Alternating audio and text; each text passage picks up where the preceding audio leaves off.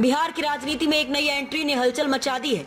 1995 batch के पूर्व IPS अधिकारी नूरुल होदा अब विकासशील इंसान पार्टी का हिस्सा बन गए हैं। पटना में आयोजित मिलन समारोह के दौरान पार्टी अध्यक्ष मुकेश सहनी ने उन्हें विधिवत सदस्यता दिलाई।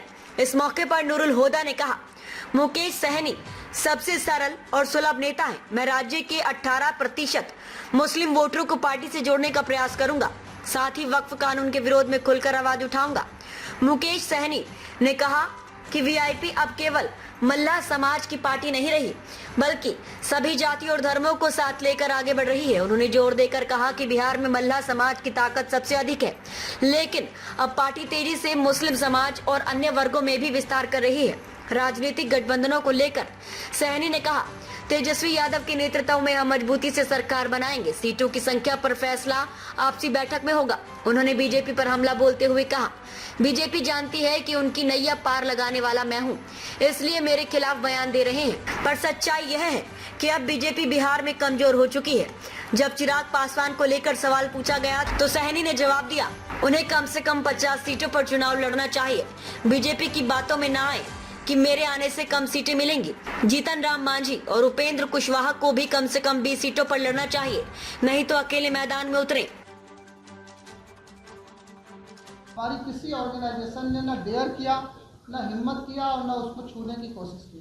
मेरा उनसे विनम्र निवेदन है, मेरी मुखलसाना आजिज़ी गुजारिश है इन सब लोगों से, लेकिन जिन लोगों का हमने नाम लिया है, कि आप मतभेद भुलाइए। मुसलमान के वोट की कीमत सिर्फ और सिर्फ इकट्ठे है। अगर मुसलमान का वोट बढ़ गया तो वो किसी काम का नहीं है। आप भी डिवैल्यूड हो जाएंगे, आपका वोट भी डिवैल्यूड हो गया, और इस बात की पूरी संभावना है कि आपकी वोट ऐसे भी आज के डेट में आपके वोट को इर्रेलेवेंट कर दिया जाए। तो इस इर्रेलेवेंसी को रोकने के लिए इकट्ठा होइए, जुड़िए और मुसलमान मुसलमान समझ के वोट करिए, मुसलमान मुसलमान समझ के जिंदा रहिए, समाज में वैसे ही जीजिए। हमारे मोहम्मद नूरुल होदा साहब अच्छे पद पर आईपीएस कंप्लीट करके सर्विसेज दे रहे थे डीआईजी के पद पर। उन्होंने 2 महीना पहले हमसे मुलाकात की और उन्होंने अपना इच्छा जाहिर की कि हम समाज में कुछ बदलाव करना चाहते हैं, मैं आपसे जुड़ना चाहता हूं।